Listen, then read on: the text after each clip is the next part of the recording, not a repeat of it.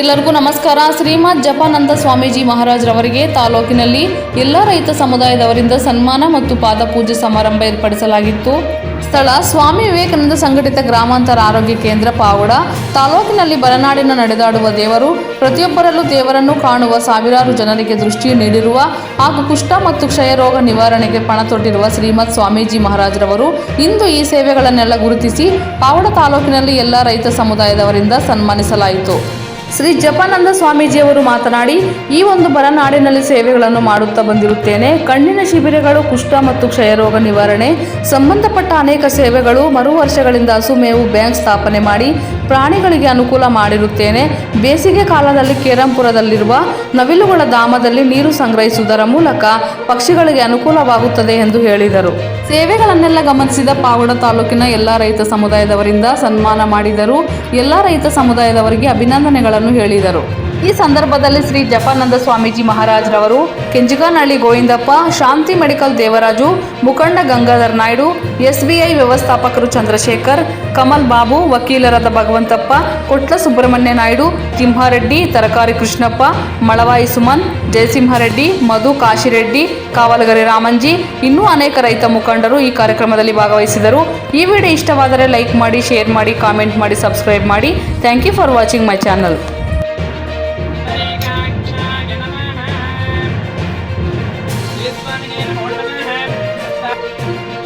ತಿರುಮಕಮಂಡಲೆ ಆಚಮನೀಯಾಣೆ ಆಚಮನೀಯಾಣೆ ಆಚಮನೀಯಾಣೆ ಸಮರ್ಪಯಾಮಿ. పంచురోగం పైకి చేతిలో పట్టుకొని చేతిలో వేసుకోవాలి. గంగే చమునే చైవం గోదావరి సరస్వతి నర్మదా సింధు కావేరీ జలేస్మిన్ సన్నిధిం కురు. పాదప్రక్షాళనార్థం గంగాజలేన ఉపవిశ్య సహస్రశీర్ష పురుషః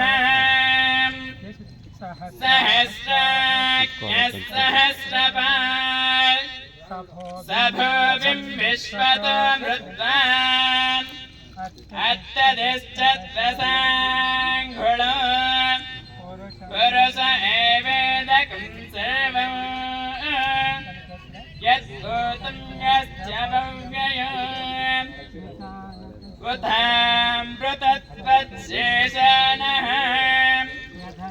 यदन्नेनातिर वसन्तो अस्यासेराज्जिन्ने ईश्वरेकं सर्वभूतानां स्वामिः पुष्पये श्रियो. अलङ्करणे कुङ्कुमाचूर्णानि आसनार्थे अक्षपुष्पै पूजयामि. नमः ओम नारायणाय नमः ओम माधवाय नमः ओम गोविन्दाय नमः ओम विष्णवे नमः ओम मधुसूदनाय नमः ओम त्रिविक्रमाय नमः ओम वामनाय नमः ओम श्रीधराय नमः ओम ऋषिकेश कविकं सम्प्रातमति किञ्चन वनस्पतिरलोत्पूर्णो गण्डाढ्यो गन्धोत्तमम् आग्ने सर्वदेवानां धूपोऽयं प्रतिगुह्यता. करुडप्पाड वेदं इदं यज्ञस्य दानन्द्रदानं पुराक् यजुर्वेदमुदार्घ्यं देव विश्वत प्रार्पयितवान् श्रेष्ठतयाम् अग्न आयाय वीतये मृणान् न हव्यदातये निहता स्वस्ति वरेचे हरि ओं वणवेदो देवीरविष्टाय हरि ओं स्वस्ति अतर्वणवेदानन्दरदां क्षेत्रमात्मप्रिये स्वामी पुराट्रि संस्था न भूतभविष्यति. శ్రీ స్వామినే నమో నమః. ఎవరే కానీ స్వామివారి పాదాలు ముట్టకూడదు, పాదాలు ముట్టుకోకుండా సాష్టాంగ నమస్కారం చేసుకోవాలా. శ్రీ స్వామినే నమో నమః. క్షేత్ర మహాత్మానందరదాం జయగాలే వందన్నై సేవిత్తం వలకోటి నూరాయదు పల్లాండదండోల్ మణిమన్నా சேப்படி செவ்வித்திருக்காப்ப அடிய மோடும் நின்னோடு வென்றியாகிதம் பல்லாண்டு படைப்பார் மக்க முழங்க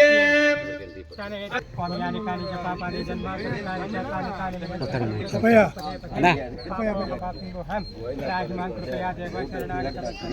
स्वामी जपानंद जी महाराज के स्वामी जपानंद जी महाराज के स्वामी जपानंद जी महाराज के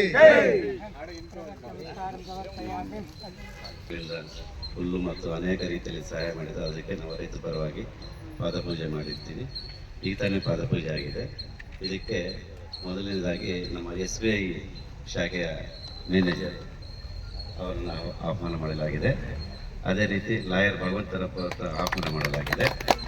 ನಮ್ಮ ಹಿರಿಯರು ನಮ್ಮ ರೈತಾಪಿ ವರ್ಗಕ್ಕೆ ಸೇರಿದ ಯಜಕಾನಪಲ್ಲಿ ಗೋವಿಂದಪ್ಪ ಮಾವನವರು ಬಂದಿರ್ತಾರೆ. ಅವ್ರಿಗೂ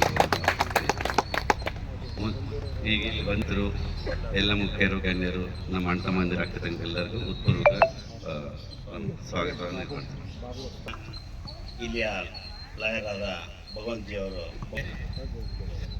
ಏನು ಕೆಲಸ ಮಾಡಿದೆ ಒಂದು ಸಂಸ್ಥೆ ಅನ್ನೋದ್ರ ಬಗ್ಗೆ ತಾವೆಲ್ಲ ಗುರುತಿಸಿ, ಅಂದರೆ ನೀವು ಅವರಿಂದ ಏನು ಸಹಾಯ ಪಡೆದಿದ್ದೀರಾ ಅದನ್ನು ಗುರುತಿಸಿ ಏನು ಇಟ್ಕೊಂಡಿದ್ರೋ ಅದು ನನಗೂ ಸಹ ತುಂಬ ಸಂತೋಷವಾಗಿದೆ. ತಾವು ಎಲ್ರಿಗೂ ಗೊತ್ತಿದ್ದಂಗೆ, ಅಂದರೆ ತಾವು ನೋಡ್ದಂಗೆ ಇಲ್ಲಿ ಏನು ನಡೆದಾಡುವ ದೇವರು ಅಂತಾರಲ್ಲ, ಹಾಗೆ ರೈತರ ಪರವಾಗಿ ನಮ್ಮ ಸ್ವಾಮೀಜಿಯವರು ಇಲ್ಲಿ ಅನೇಕ ಕೆಲಸ ಕಾರ್ಯಕ್ರಮಗಳು ಹಮ್ಮಿಕೊಳ್ತಾ ಇರ್ತಾರೆ, ಮಾಡ್ತಾ ಇರ್ತಾರೆ. ಅದೆಲ್ಲ ಜನಪರ ಸೇವೆ ಅಂತ ಹೇಳ್ತೀವಿ. ಈಗ ಬೇರೆ ಕಡೆ ಹೋದರೆ ಓಟ್ಗಳು ಹಾಕ್ಸ್ಕೊಳ್ಳೋದಕ್ಕೆ ದುಡ್ಡು ಇಸ್ಕೊಂಡು ಓಟ್ ಹಾಕ್ತೀರಾ, ಅಥವಾ ದುಡ್ಡು ಕೊಟ್ಟಾದರೂ ಓಟ್ ಹಾಕ್ಸ್ಕೊಳ್ತಾರೆ. ಈ ಥರ ಪ್ರಚಾರ ಇರ್ತದೆ. ಇದು ಅಂಥದ್ದಲ್ಲ. ಇದು ಜನಸೇವಾ ಪರ ಕಾರ್ಯಕ್ರಮದ ಒಂದು ಗುರ್ತಿಗಾಗಿ ಅಥವಾ ನೆನಪಿಗಾಗಿ ತಾವು ಎಲ್ಲರೂ ಸೇರಿ ಇದನ್ನು ಮಾಡಿದ್ರಲ್ಲ, ಅದು ತುಂಬ ಪಾವಗಡ ತಾಲೂಕಿಗೆ ಹೆಮ್ಮೆಯಾಗಿರ್ತಕ್ಕಂಥ ವಿಷಯ. ಇದು ಸ್ವಾಮೀಜಿಗೆ ಇಂಥ ಕಾರ್ಯಕ್ರಮ ಲಭ್ಯ ಅಂದರೆ, ಅವರು ಕೋಟಿಗೊಬ್ಬರು ಇಂಥವ್ರು ಹುಟ್ಟಿರ್ತಾರೆ, ಅವ್ರಿಗೆ ಇಂಥ ಒಂದು ಸೇವೆ ನಾವು ಮಾಡೋದು ಒಂದು ಧರ್ಮ ಕರ್ತವ್ಯ ಆಗಿರುತ್ತೆ. ಅದಕ್ಕೋಸ್ಕರ ಇಂತಹ ಕಾರ್ಯಕ್ರಮಗಳಲ್ಲಿ ಏನು ಯಾವ್ಯಾವ ಸಂದರ್ಭಕ್ಕೆ ತಕ್ಕಂತೆ, ಈಗ ನೀವು ಹೇಳಿದ್ರಿ ಹುಲ್ಲಿಂದು, ಮತ್ತೆ ಕಾಳು ಕೊಡೋದು, ಮತ್ತೆ ಫ್ಲಡ್ಸ್ ಬಂದಾಗ ಬಟ್ಟೆ ಬರೆ ಕೊಡೋದು, ಬೇರೆ ಕಡೆ ಕೂಡ ಹೋಗಿ ಈ ಸ್ವಾಮೀಜಿಯವರು ಮಾಡಿರ್ತಕ್ಕಂಥ ಕೆಲಸಗಳನ್ನ ಟಿವಿ ಮತ್ತೆ ಪತ್ರಿಕಾ ಮಾಧ್ಯಮಗಳಲ್ಲಿ ಬಂದಿರೋದು ನೋಡಿ ಬರ ಬಂದಾಗೆ ಅವ್ರು ಬಂದಿದ್ದು ರಾಮಕೃಷ್ಣ ಇನ್ಸ್ಟಿಟ್ಯೂಷನ್ ಪರವಾಗಿ ಈ ಹುಲ್ಲು ಕೊಡೋ ಕಾರ್ಯಕ್ರಮನ ಹಮ್ಮಿಕೊಂಡಿದ್ರು. ರಾಚಲ್ಲು ಅಲ್ಲಿ ಒಂದು ಕ್ಯಾಂಪ್ ಮಾಡಿ ಅಲ್ಲಿಂದ ಪಾವಗಡದ ನಂಟು ಸ್ವಾಮೀಜಿಯವ್ರಿಗೂ ಪಾವಗಡಕ್ಕೂ ತಾಲೂಕಿಗೂ ಒಂದು ಬೇಸಿಗೆ ಬೆಳೆಯಿತು. ಆ ರೀತಿ ಈಗ ಕಷ್ಟದಲ್ಲಿದ್ದಾಗ ಸಹಾಯ ಮಾಡೋ ನಾವು ಮೊದಲು ದೇವ್ರಿಗೆ ಅನಿಸ್ಕೊಂತೀವಿ. ಅದೇ ರೀತಿ ನಮ್ಮ ಕಷ್ಟಕ್ಕೆ ಸ್ವಾಮೀಜಿಯವರೇ ದೇವ್ರು ಕಳಿಸಿದ್ದಾರೆ ಅಂತ ನಾನು ಭಾವಿಸ್ತೀನಿ. ಯಾಕಂದ್ರೆ ಸರ್ಕಾರದ ಕೈಯಲ್ಲೇ ಹುಲ್ಲು ಕೊಡೋದಕ್ಕೆ ಬಹಳ ಕಷ್ಟ ಆಯಿತು. ಪ್ರಪ್ರಥಮವಾಗಿ ನಮ್ಮ ಕರ್ನಾಟಕದಲ್ಲೇ ಸ್ವಾಮೀಜಿಯವರು ಜನವರಿಯಲ್ಲೇ ಹುಲ್ಲು ಕೊಡೋ ಕಾರ್ಯಕ್ರಮನ ಮೊದಲು ಮಾಡಿದ್ರು. ನಿಜವಾಗಿ ಇದೊಂದು ದೇವರೇ ಅವ್ರನ್ನ ಕಳಿಸಿ ನಮ್ಗೆಲ್ಲ ಸಹಾಯ ಮಾಡಿದ್ದಾರೆ ಅನ್ನೋದ್ರಲ್ಲಿ ಎರಡನೇ ಮಾತಿಲ್ಲ.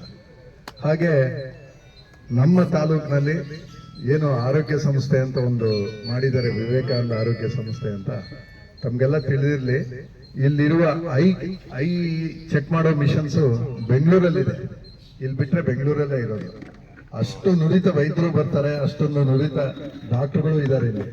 ಏನಕ್ಕೆ ಅವ್ರು ಮಾಡ್ತಾ ಇದ್ದಾರೆ? ನೀವು ಮಾಡಿದ್ರೆ ನಮ್ಗೊಂದು ಸಂಸಾರ ಇರುತ್ತೆ, ನಾವೇನೋ ನನ್ನ ಮಕ್ಕಳಿಗೆ ಮೊಮ್ಮಕ್ಕಳಿಗೆ ಇನ್ನು ಮರಿಮಕ್ಕಳಿಗೆ ಏನೋ ಒಂದು ಆಸ್ತಿ ಮಾಡೋಣ ಅನ್ನೋ ಒಂದು ಮನೋಭಾವ ನಮ್ಗೆಲ್ಲ. ಸ್ವಾಮೀಜಿಯವ್ರು ಯಾರಿಗೆ? ನಮಗೋಸ್ಕರ ಅವರು ಹಗಲಿರುಳು ಎಲ್ಲೋ ದಾನಿಗಳು ಹುಡುಕಿ ಯಾರೋ ಒಂಥರ ಆ ಒಂದು ಹಣಕಾಸಿನ ವ್ಯವಸ್ಥೆ ಮಾಡಿಕೊಂಡು ಜನರಿಗೆ ಸೇವೆ ಮಾಡ್ತಾ ಇರೋದು ನಿಜವಾಗಿ ಬಹಳ ದೊಡ್ಡ ವಿಷಯ. ದೇವರವ್ರಿಗೆ ಸಂಪೂರ್ಣ ಆರೋಗ್ಯ ಕೊಟ್ಟು ಇದೇ ರೀತಿ ಕಡುಬಡು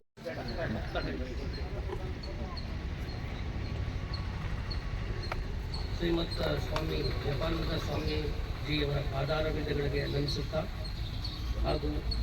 ನಮಿಸುತ್ತಾ ಭಾರತೀಯ ಸ್ಟೇಟ್ ಬ್ಯಾಂಕ್ ಪಾವಗಡ ಶಾಖೆ ವೈಯಕ್ತಿಕವಾಗಿ ಹಾಗೂ ಭಾರತೀಯ ಸ್ಟೇಟ್ ಬ್ಯಾಂಕ್ ಶಾಖೆ ವತಿಯಿಂದ ನಾನು ಕಂಡಂತೆ 2 ವರ್ಷದಿಂದ ಅವರ ಸಮಾಜಮುಖಿ ಕಾರ್ಯಕ್ಕೆ ಅಭಿನಂದಿಸಿ ಈ ಉತ್ಸವವನ್ನು ನಡೆಸುತ್ತೇವೆ.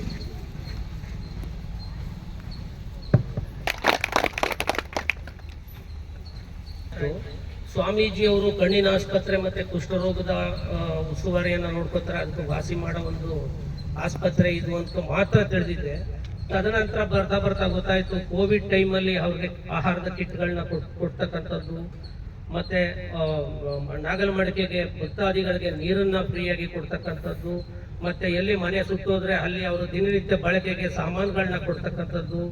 ಸೊ ಈಗಾಗಲೇ ಹೇಳಿದಾಗೆ ಪ್ರತಿಯೊಂದು ಎಲ್ಲೆಲ್ಲಿ ಸಂತ್ರಸ್ತರಿದ್ದಾರೋ ಮತ್ತೆ ಎಲ್ಲೆಲ್ಲಿ ನೀಡ್ ಇದೆಯೋ ಅಲ್ಲಿಗೆಲ್ಲ ಸಹಾಯ ಮಾಡ್ತಾ ಬಂದಿದ್ದಾರೆ. ಆಮೇಲೆ ನಾನು 5-6 ತಿಂಗಳಿಂದ ನೋಡಿದೆ, ಇದೇ ಏರಿಯಾದಲ್ಲಿ ಇದ್ದೇನೆ. ಎಲ್ಲರೂ ಹಸುಗಳು ಎಮ್ಮೆಗಳನ್ನ ಕಟ್ಕೊಂಡು ಇಲ್ಲಿ ಹಸುಗಳನ್ನ ಮೇಯಿಸ್ತಾ ಇದ್ರು. ಏನು ಇಡೀ ರೋಡ್ಗಳೆಲ್ಲ ಹುಲ್ಲು. ಸೊ ಇದು ಏನಾಗಿದೆ, ಬರೀ ಮನುಷ್ಯರಿಗೆ ಮಾತ್ರ ಅಲ್ಲ, ರೈತರಿಗೆ ಮಾತ್ರ ಅಲ್ಲ, ಅವ್ರ ಕಷ್ಟಕ್ಕೆ ಸ್ಪಂದಿಸೋದಲ್ಲ, ಮೂಕ ಪ್ರಾಣಿಗಳಿಗೂ ಸ್ವಾಮೀಜಿಯವರು ಸ್ಪಂದಿಸ್ತಾ ಇದ್ದಾರೆ. ನಿಜವಾಗ್ಲೂ ಇದು ಶ್ಲಾಘನೀಯ. ಮತ್ತೆ ಇಂಥ ಒಂದು ಸ್ವಾಮೀಜಿಯನ್ನು ಪಡೆದಂತ ಪಾವಗಡ ಜನತೆ ಪುಣ್ಯವಂತರು. ನೀವು ಈ ಸೌಲಭ್ಯವನ್ನು ಬಳಸ್ಕೊಳ್ಳಿ, ಮತ್ತೆ ಇನ್ನೂ ಹೆಚ್ಚು ಸ್ವಾಮೀಜಿಯವರಿಂದ ಸಹಾಯನ ಪಡೆಯಿರಿ. ಮತ್ತೆ ಅದೇ ತರ ಅವ್ರಿಗೂ ಕೂಡ ನೀವು ನಂತರ ನಿಮ್ಮ ಆದ ನಂತರ ಸಹಾಯ ಪಡೆದು ಇನ್ನೊಬ್ಬರಿಗೂ ಕೂಡ ಅವಕಾಶ ಕೊಡಿ. ಅದೇ ಕಂಟಿನ್ಯೂ ಆಗೋದು ಬೇಡ, ಆಗ ಎಲ್ಲರಿಗೂ ಕೂಡ ಅದು ಪಸರಿಸುತ್ತೆ. ಮತ್ತೆ ಈ ಒಂದು ಹಾಸ್ಪಿಟ್ಲು ವಿಚಾರದಲ್ಲಿ ತಗೊಂಡ್ರೆ ತುಂಬಾ ಸಾರಿ ಹೇಳಿದ್ರು, ಬೆಂಗಳೂರು ಇಲ್ಲಿ ಬಿಟ್ರೆ ಬೆಂಗಳೂರಲ್ಲಿ ಇದೆ ಅಂತ ಹೇಳಿ. ನಿಜವಾಗ್ಲೂ ಪಾವಗಡ ಬೇರೆ ಊರಿನಿಂದ ಬಂದವ್ರಿಗೆ ಪಾವಗಡ ಮೊದಲು ಅಯ್ಯೋ ಯಾಕಾದ್ರೂ ಪಾವಗಡಕ್ಕೂ ಹಾಕಿದಾರಪ್ಪ, ಯಾಕಾದ್ರೂ ಹೋಗ್ತಾರಪ್ಪ ಅಂತ ಹೇಳ್ತಾರೆ. ಆದ್ರೆ ಇಲ್ಲಿ ಬಂದು ನೋಡಿದ್ಮೇಲೆ ಜನ ಎಷ್ಟು ಒಳ್ಳೆಯವರು ಅನ್ನೋದು ನಮಗ್ ಗೊತ್ತಾಗುತ್ತೆ. ಈಗೇನಾದ್ರೂ ನಮ್ದು ಟ್ರಾನ್ಸ್ಫರ್ ಆದ್ರೆ ನನಗೆ ನಿಜವಾಗ್ಲೂ ಬೇಜಾರಾಗುತ್ತೆ. ತಾಯಿ ಮನೆಯಿಂದ ಹೆಣ್ಮಗಳು ಹೇಗೆ ಹೊರಗಡೆ ಹೋದ್ರೆ ಕಣ್ಣೀರ್ ಹಾಕ್ತಾಳೋ ಆ ತರ ಹಾಕೋ ಸ್ಥಿತಿ ಇದೆ. ಸೊ ಹಾಗಾಗಿ ದಯಮಾಡಿ ನೀವು ಕೂಡ ಸ್ಪಂದಿಸಿ. ಮತ್ತೆ ಸ್ವಾಮೀಜಿಯವರು ಕೂಡ ಇನ್ನೂ ಹೆಚ್ಚಿನ ರೀತಿಯಲ್ಲಿ ಸಹಾಯವನ್ನು ಮಾಡಲಿ. ಎಲ್ಲರೂ ಬಹಳ ಚೆನ್ನಾಗಿ ಹೇಳಿದ್ದಾರೆ.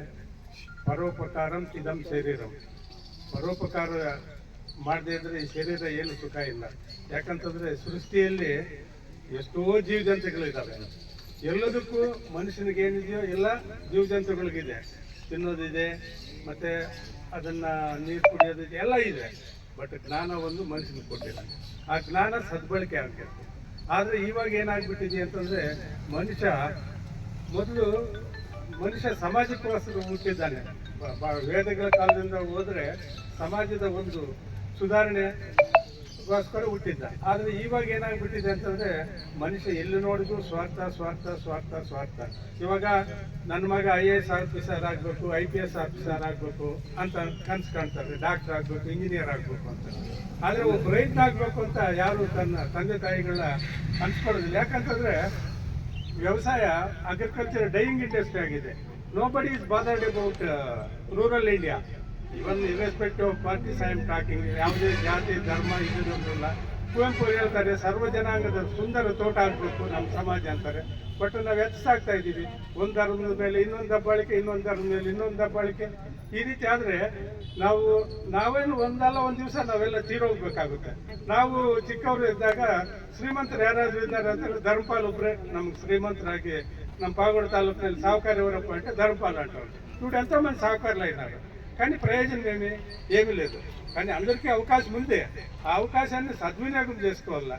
ఇప్పుడు యాడ చూసినా చెట్లు నరుకుతాము. ఇప్పుడు వర్షాలు లేవు, ఎందుకు లేవు? చెట్లు లేవు. మనం ప్రకృతిని దైవ సృష్టి కింద మించిపోతా ఉన్నాము. దానికోసం మనమందరూ మనముళ్ళల్లా ప్రకృతి వీళ్ళల్లా ప్రతి ఒక్కడు సుఖంగా ఉంటే ఆపదు రామరాజ్యం అవుతుంది. కానీ నేను ఒకటి శ్రీమంతుడు కావాలా, నేను ఒకటి ఐశ్వర్య బతుకల్లా అంటానంటే అయ్యలేదు. ఒక్కొక్క రాజకీయ నాయకుడు, నేను వాళ్ళ పేర్లు చెప్పలేదు, నేను వేరే అర్థంతో చెప్పును. నా బర్త్డే నేను 25 కోట్లు ఖర్చు పెట్టి బర్త్డే చేస్తాం. ఎందుకు చేయాల? ఆర్థర్ కాటన్ అని ఒక ఆయన బ్రిటిషర్స్ రూల్ చేసేటప్పుడు ధవళేశ్వరం బ్యారేజ్ కట్టాడు. ఆయన అప్పప్పు అంటే అప్పుడు 1 లక్షలు, 2 లక్షలు, 3 లక్షలు బ్రిటిష్ గవర్నమెంట్ పర్మిషన్ తీసుకొని ఆయన ఫోటోలు ఈ పొద్దు సర్కార్ డిస్ట్రిక్ట్ విజయవాడ, గుంటూరు, నెల్లూరు అదంతాక ఎక్కడ చూసినా ఆయన ఫోటోలు ఉన్నాయి. కానీ ఎందుకుండా అంటే ఆ పొద్దు అదే కట్టకపోయింటే అక్కడ అన్నం లేదు చాలా మందికి. కానీ అట్లా వాళ్ళు ఆదర్శంగా తీసుకోవాలా. ఇప్పుడు టీచర్స్ మీరు అప్పర్ హౌస్ ఎలక్షన్ చూస్తారు. అప్పర్ హౌస్ ఏమిటికంటే చేసింది అదే. ఈ కింద లోయర్ హౌస్ లో ఎమ్మెల్యేస్కి ఏం జ్ఞానం ఉండదు పాపము. అప్పర్ హౌస్ లో బిల్లులన్నీ చదివి పాస్ చేస్తారని. ఇప్పుడు అప్పర్ హౌస్ ఎవరు అంతా ఉండేది, అంతా బ్యాడ్ ఎలిమెంట్స్, రౌడీస్, డబ్బు ఉండేవాళ్ళు, ఇట్లా అయిపోయింది. దాని నుంచి మనం అందరూ ఇప్పుడు సమాజం గురించి చాలా ఆలోచన చేయాలంటే మన పిల్లల్ని ఇచ్చిపెట్టిపోతాడు, మన మనముల్ని మనమరాళ్ళని మన కొడుకుని ఇచ్చిపెడతాం. వాళ్ళు నెమ్మదిగా బతకాలంటే మంచి సమాజం కావాల. కానీ ఇప్పుడు సమాజం గురించి ఒక్కరు ఆలోచన చేయరు. జపానంద స్వామి గారు కూడా అన్ని ఇచ్చిపెట్టి ఎలా ఆయన అంటే సమాజం సుధారణ కావాలి, నూటికో కోటికో పుడతారంటారు కదా, అట్లా ఈ స్వామి కూడా పుట్టినాడు. ఇంకా స్వామిని ఆదర్శంగా తీసుకొని మనం కూడా మన స్వామి అంతా కాకపోయినా మనంత వరకు పరోపకారం ఇదం శరీరం, వేరే వాళ్ళ కోసమన్నా కొంచెం మనం ఇది చేయాలా. అది చేస్తే మాత్రము ఈ సమాజం ఉంటుంది. కానీ ఇంకా ఒకటి ఏమంటే నేను చెప్పేది, అన్ని ಗ್ರಂಥాలు ಭಗವದ್ಗೀತೆ తీసుకోండి, ರಾಮಾಯಣ ಸ್ವಾಮೀಜಿಯವರ ಪಾದ ಪುಷ್ಪಗಳಿಗೆ ನಮಸ್ಕರಿಸುತ್ತಾ ವಂದಿಸುತ್ತಾ ನಮ್ಮ ವೇದಿಕೆ ಮುಂಭಾಗದಲ್ಲಿರ್ತಕ್ಕಂಥ ಎಲ್ಲ ರೈತ ಬಂಧುಗಳೇ, ನಮ್ಮ ಪಾವಗಡ ತಾಲೂಕು ಸುಮಾರು ಕೃಷ್ಣದೇವರಾಯರ ಕಾಲದಿಂದ ಕೂಡ ಬರಪೀಡಿತ ಪ್ರದೇಶ ಎಂದು ಬರದ ಅಣೆಪಟ್ಟೆಯನ್ನೇ ಕಟ್ಟಿಕೊಂಡು ಬಂದಿರತಕ್ಕಂಥ ನಮ್ಮ ತಾಲೂಕು ಅಂತ ಈ ತಾಲೂಕಿನಲ್ಲಿ ಸುಮಾರು 16 ವರ್ಷಗಳಿಂದ ರೈತರು ಸಂಕಷ್ಟದಲ್ಲಿದ್ದಾಗ ಮತ್ತು ಯಾವುದೇ ರೋಗ ರುಜಿನಗಳು ನಮ್ಮ ತಾಲೂಕಿನ ಜನತೆಯನ್ನು ಪೀಡಿಸಿದಾಗ, ತಾಲೂಕಿನಲ್ಲಿ ಯಾವುದೇ ಕಷ್ಟ ಕಾರ್ಪಣ್ಯಗಳು ಬಂದಾಗ ನಮ್ಮ ಶ್ರೀಮಂತ ಜಪಾನಂದ ಸ್ವಾಮೀಜಿಯವರು ನಮ್ಮ ರೈತರ ನೆರವಿಗೆ ಬಂದಿರತಕ್ಕಂಥದ್ದು ನಾವೆಲ್ಲ ಕಂಡಿದ್ದೀವಿ. ಅದೇ ಥರ ಕಳೆದ ವರ್ಷ ತೀವ್ರ ಬರಗಾಲ, ಅದೇ ಜಾನುವಾರುಗಳಿಗೆ ನೀರು ಮೇವು ಸಿಗ್ತಾ ಇರಲಿಲ್ಲ. ಅಂಥ ಸಂದರ್ಭದಲ್ಲಿ ಸರ್ಕಾರ ದನಕರುಗಳಿಗೆ ಮೇವು ನೀರು ಕೊಡೋಕ್ಕಿಂತ ಮುಂಚೆನೆ, ಸರ್ಕಾರಕ್ಕಿಂತ ಮುಂಚೆನೆ ಸ್ವಾಮೀಜಿ ಅವರು ಜನವರಿಯಿಂದನೇ ಮೇವು ಬ್ಯಾಂಕ್ ಅಂತ ಇರೋದು ಸಾವಿರಾರು ಮೂಕಜೀವಿ ಅವು ಪ್ರಾಣ ಉಳಿಸಿದ್ದಾರೆ ಅಂದರೆ ನಿಜವಾಗ್ಲೂ ನಾವು ಸ್ವಾಮೀಜಿ ಅವ್ರಿಗೆ ಧನ್ಯವಾದ ಹೇಳಬೇಕು ಅಂತ ಹೇಳ್ಬಿಟ್ಟು ನಾವು ನಮ್ಮ ತೂಕ ಭಾರ ಎಷ್ಟು ಭಾರ ಅಂತ ಗೊತ್ತಾಯ್ತು. ಈ ಮದುವೆ ಟೈಮಲ್ಲಿ ಪಾಪ ಬಂಧುಗಳೇ, ದೇಶದ ಈ ಜನರ ಬೆನ್ನೆಲುಬಾಗಿರುವಂತಹ ರೈತರೇ, ರೈತಾಪಿ ಜನಗಳು ಸಂತೋಷವಾಗಿ ನಗುತ್ತಾ ಇದ್ರೆ ದೇಶ ನಗುತ್ತೆ. ಅವರಲ್ಲಿ ಕಣ್ಣಲ್ಲಿ ನೀರು ಬಂದು ಅವ್ರಿಗೆ ಕಷ್ಟ ಬಂತು ಅಂದ್ರೆ ದೇಶಕ್ಕೆ ಕಷ್ಟ ಬಂದಂಗೆ. ಆದ್ರಿಂದ ದೇವರಾಜ್ ಅವರು ಇದೊಂದು ಅರ್ಥಗರ್ಭಿತವಾದ ಕಾರ್ಯಕ್ರಮ. ಇಲ್ಲಿ 100 ಜನ 1000 ಜನ ನಿಂತು ವಿಷಲ್ ಹೊಡೆದು ಗಲಾಟೆ ಮಾಡೋದೇನಿಲ್ಲ. ಮಾತು ಹೃದಯಕ್ಕೆ ಮುಟ್ಟುತ್ತೆ, ಮನಸ್ಸಿಗೆ ಮುಟ್ಟುತ್ತೆ, ಜೊತೆನಲ್ಲಿ ಒಂದು ನೆಮ್ಮದಿ ಶಾಂತಿ ತರ್ತಾ ಇದೆ.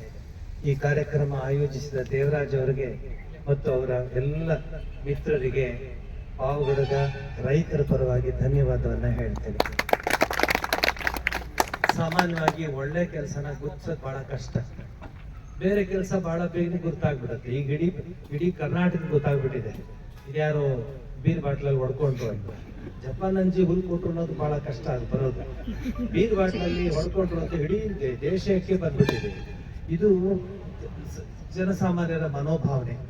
ಆದರೆ ಇಲ್ಲಿ ಬಂದು ಕುಳಿತುಕೊಂಡಿರುವಂತಹ ರೈತಾಪಿ ತಾಯಂದ್ರು ಮತ್ತೆ ರೈತರು ಬೆಳಗ್ಗೆನೆ ಬಂದು ನಿಂತ್ಕೊಂಡು ಆ ಬಿಸಿಲಿನಲ್ಲಿ 42 ಡಿಗ್ರಿ ಅವಾಗಿತ್ತು, 41 ಡಿಗ್ರಿನಲ್ಲಿ ನಿಂತ್ಕೊಂಡು ಕೊಡೋ ಇಷ್ಟು ಹುಲ್ ತಗೊಂಡು ಹೋಗ್ತಿದ್ರಲ್ಲ, ಅದು ನಾನು ಕೊಟ್ಟಿದ್ದಲ್ಲ, ಅದು ಪರಮಾತ್ಮನ ಇಚ್ಛೆ ನಿಮಗೆ ಸೇವೆ ಮಾಡಬೇಕು ಅಂತ ಮಾಡಿದ್ದು.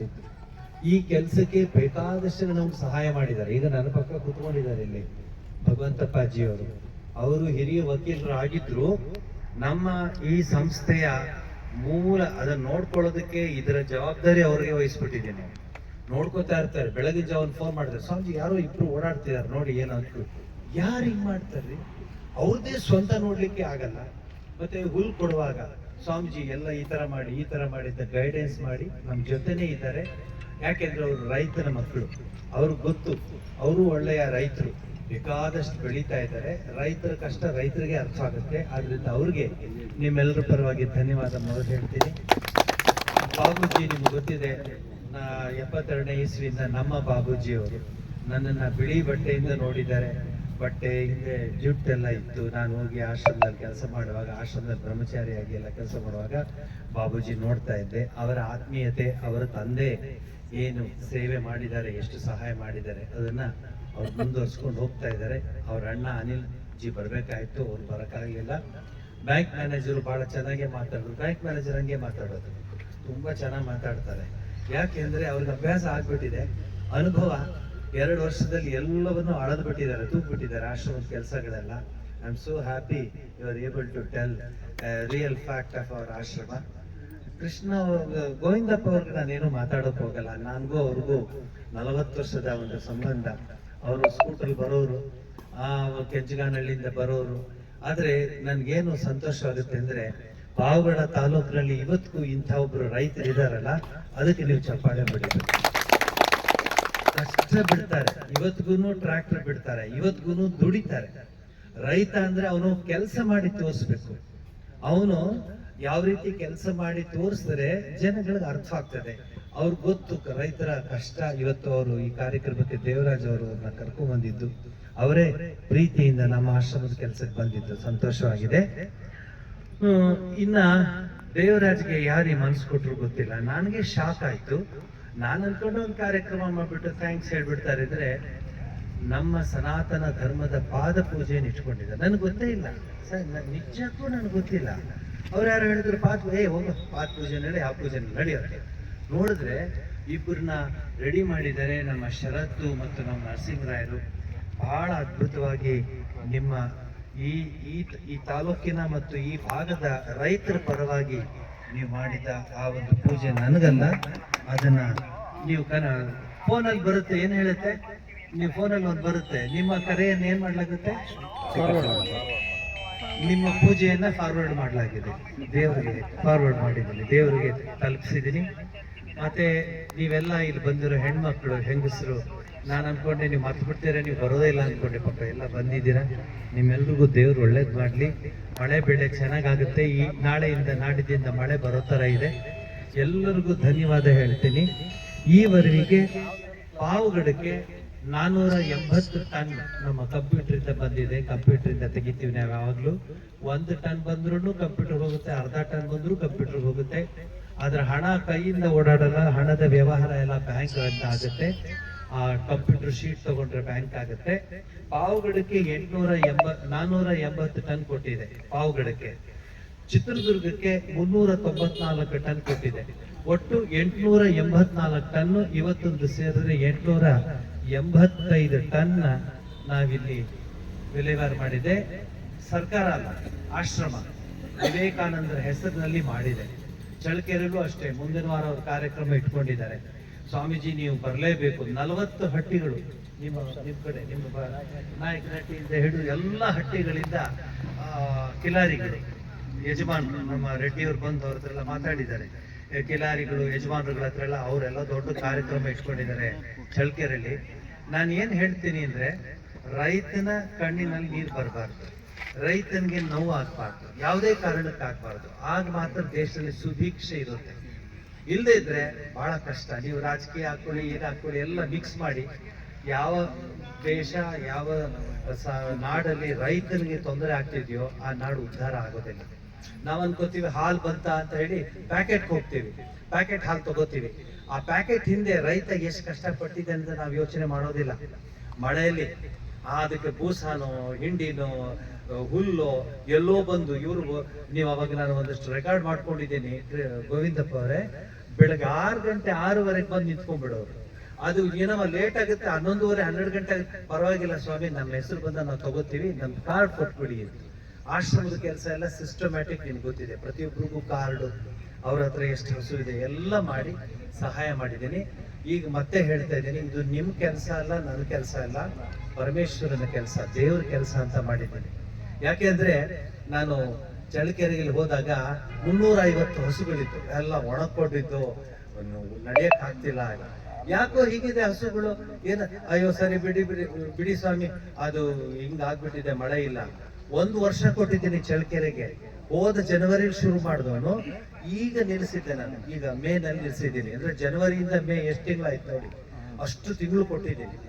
ಆದ್ರೆ ಅವ್ನು ಹೇಳ್ತಾನೆ, ಯಾರೋ ಇದ್ರ ಓನರು, ಹುಲ್ ಕೊಡೋ ಯಾರು ಓನರ್? ನಿಂಗೆ ಗೊತ್ತಿಲ್ವ ಸ್ವಾಮಿ ಯಾರು? ಶ್ರೀಶೈಲ ಚನ್ನಮಲ್ಲಿಕಾರ್ಜುನ ಅಂತ. ಆ ಮನುಷ್ಯರು ಏನು ದೇವರ ಹೆಸರಲ್ಲಿ ಹೇಗೆ ಹೇಳ್ತಾನೆ ನೋಡಿ. ಈಗ ನೀವೆಲ್ಲ ರೈತರು, ನಿಮ್ಗೊಂದು ಕಿವಿ ಮಾತು ಹೇಳ್ತೀನಿ, ನಮ್ಮ ಸಿಸ್ಟಮ್ ಬಗ್ಗೆ ಹೇಳ್ತೀನಿ. ಇವರು ನೋಡಿದ್ದಾರೆ, ಅಲ್ಲ ಕಣಯ್ಯ, ಅಷ್ಟು ಹಸುಗಳಿಗೆ ಮೇವು ಬ್ಯಾಂಕ್ ಇದೆ, ಅಲ್ಲಿ ಕೊಡ್ತಾರಲ್ಲ, ಮತ್ತೆ ಗೋಶಾಲೆ ಮಾಡಿದ್ದಾರೆ ಕೊಡ್ತಾರಲ್ಲ. ಸರ್ ನೀವು ಇದು ನಿಮ್ದು ಪಾಯಿಂಟ್, ಇದು ನೀವು ಯೂಸ್ ಮಾಡ್ಕೊಳ್ಳಿ, ಕೊಡ್ತಾರಲ್ಲ.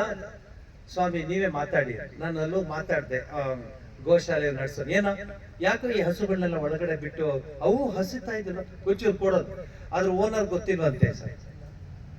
ಓನರು ಅವನು ಪರಮೇಶ್ವರ ಅಂತ ಬಿಟ್ಬಿಡು, ಹಸು ಅಂದಾಗ ನಿಂಗೆ ಇನ್ನೇನ್ ಬೇಕು ಪ್ರೂಫ್?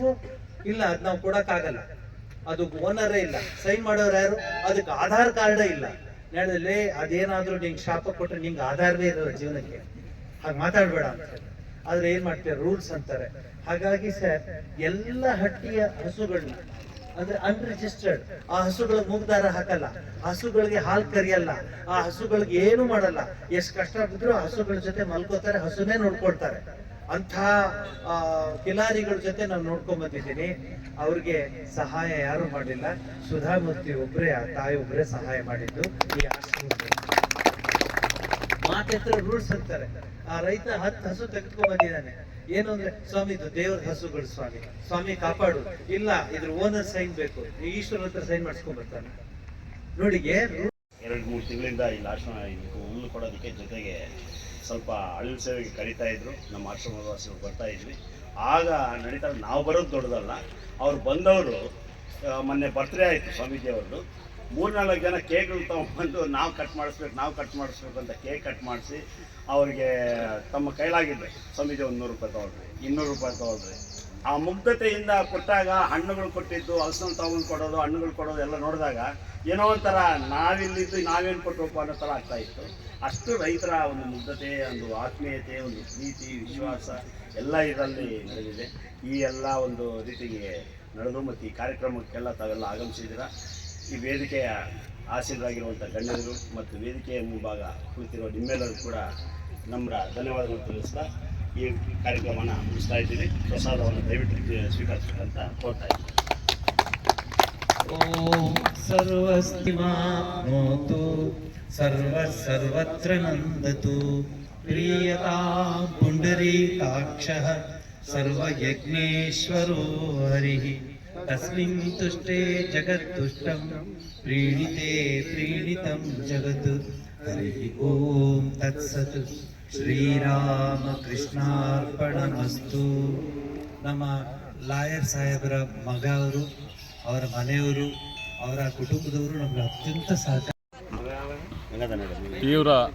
ಕಳೆದ ವರ್ಷ ತೀವ್ರ ಬರಗಾಲ ಬಂದಿರುವ ಸಂದರ್ಭದಲ್ಲಿ, ತೀವ್ರ ಬರ ಇರುವ ಸಂದರ್ಭದಲ್ಲಿ ದನಕರುಗಳಿಗೆ ಹುಲ್ಲು ಮತ್ತು ನೀರಿನ ಸಮಸ್ಯೆ ತೀವ್ರವಾಗಿ ಕಾಡ್ತಿತ್ತು.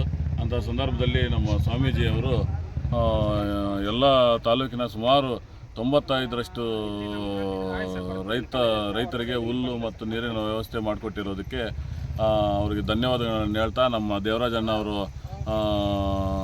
ಜೊತೆಗೂಡಿ ಅವರು ಪಾದಪೂಜೆ ಮಾಡಿ ಅವ್ರಿಗೆ ಧನ್ಯವಾದಗಳನ್ನು ಇವತ್ತು ತಿಳಿಸಿದ್ದೀವಿ. ಯಾಕೆಂದರೆ ಸಾವಿರಾರು ಅವರು ಏನಾದರೂ ಹುಲ್ಲನ್ನು ಕೊಡದೇ ಇದ್ದಿದ್ದರೆ ಸಾವಿರಾರು ದನಕರುಗಳು ಇವತ್ತು ಸಾಯೋ ಪರಿಸ್ಥಿತಿಯಲ್ಲಿತ್ತು. ಅಂಥ ಸಂದರ್ಭದಲ್ಲಿ ಅವರು ಮಾಡಿರ್ತಕ್ಕಂಥ ಸೇವೆಯನ್ನು ನಾವು ಸ್ಮರಿಸಲೇಬೇಕು. ಅದರಿಂದ ಇವತ್ತು ಅವ್ರಿಗೆ ಪಾದಪೂಜೆ ಮಾಡಿ ಅವ್ರಿಗೆ ಧನ್ಯವಾದಗಳನ್ನು ತಿಳಿಸಿದ್ದೀವಿ. ಸ್ವಾಮಿ ಜಪಾನಾಥ್ಜಿಯವರು ಸುಮಾರು 35 ವರ್ಷಗಳಿಂದ 1985ರಿಂದ ನಾನು ವೆಂಕಟಮ್ಮನಲ್ಲ ಗ್ರಾಮವಾಸಿ. ನಾನು ಅಲ್ಲಿ ಚಿಕ್ಕ ಹುಡುಗರ 4ನೇ ಕ್ಲಾಸ್ 5ನೇ ಕ್ಲಾಸ್ ಓದ್ತಾ ಇದ್ದ ಟೈಮಲ್ಲಿ ನಮ್ಮ ಪಾವಗಡ ತಾಲೂಕಿಗೆ ಬಂದು ನಮ್ಮ ರಾಚೇರ್ಲು ಗ್ರಾಮ ಸುತ್ತಮುತ್ತಲ ಹಳ್ಳಿಗಳಿಂದ ಆವಾಗಿಂದನೇ ಈ ಕೆಲಸ ಮಾಡ್ಕೊಂಡು ಬರ್ತಾಯಿದ್ರು. ಇವತ್ತು ಹೊಸದಾಗಿ ಮಾಡ್ತಾ ಇರೋದಂಥದ್ದೆಲ್ಲ ಹುಲ್ಲು, ಮೇವು, ಕ್ಷಯರೋಗ ಪೇಷಂಟ್ಗಳಿಗೆ ಅನುಕೂಲ ಮಾಡಿಕೊಟ್ಟಿರೋದು, ಕಣ್ಣಿಂದಾಗಿರ್ಬೋದು, ಪ್ರತಿಯೊಂದು ವಿಷಯದಲ್ಲೂ ನಮ್ಮ ತಾಲೂಕೇ ಅಲ್ಲ ಸುತ್ತಮುತ್ತ ತಾಲೂಕುಗಳು ಮತ್ತು ಈ ಬರಗಾಲ ಬಂದಾಗ ತಮಿಳುನಾಡು ಆಗಿರ್ಬೋದು, ಕೇರಳ ಆಗಿರ್ಬೋದು, ತೆಲಂಗಾಣ ಆಗಿರ್ಬೋದು, ಆಂಧ್ರ ಪ್ರದೇಶ ಆಗಿರ್ಬೋದು, ಸುಮಾರು ಕಡೆಯೆಲ್ಲ ಸ್ವಾಮೀಜಿ ಸೇವೆಗಳನ್ನ ನಾವು ಸ್ಮರಿಸುತ್ತಾ ಅವರಿಗೆ ಪಾದಪೂಜೆ ನಮ್ಮ ಪಾವಗಡ ತಾಲೂಕಿನ ಎಲ್ಲರ ರೈತರ ಪರವಾಗಿ ನಾವು ಇವತ್ತು ಈ ದಿನ ಕಾರ್ಯಕ್ರಮ ಹಮ್ಮಿಕೊಂಡು ಸ್ವಾಮೀಜಿಯವರು ಮಾಡಿದ್ದೀವಿ. ಆಮೇಲೆ ಇತ್ತೀಚಿನ ದಿನಗಳಲ್ಲಿ ಕೆಲವು ಸ್ವಾಮೀಜಿ ಮಾಡ್ತಾ ಇರೋಂಥ ಕೆಲಸಗಳನ್ನ ಅವರಿಗೆ ಸಹಿಸದೆ ಕೆಲವು ಟೀಕೆ ಮಾಡ್ತಾ ಇದ್ದಾರೆ. ದಯವಿಟ್ಟು ಅಂಥ ವ್ಯಕ್ತಿಗಳು ಯಾರೇ ಆಗಿರ್ಬೋದು ಸ್ವಾಮೀಜಿಗಳು ಸಹಕಾರ ಮಾಡ್ಕೊಂಡು ಹೋಗಿ ಸ್ವಾಮೀಜಿಯವರಿಗೆ ನೆರವು ಮಾಡಬೇಕಂತ ನಾನು ಇದರಲ್ಲಿ ಕೋರ್ಕೊಳ್ತಾ ಇದ್ದೀನಿ.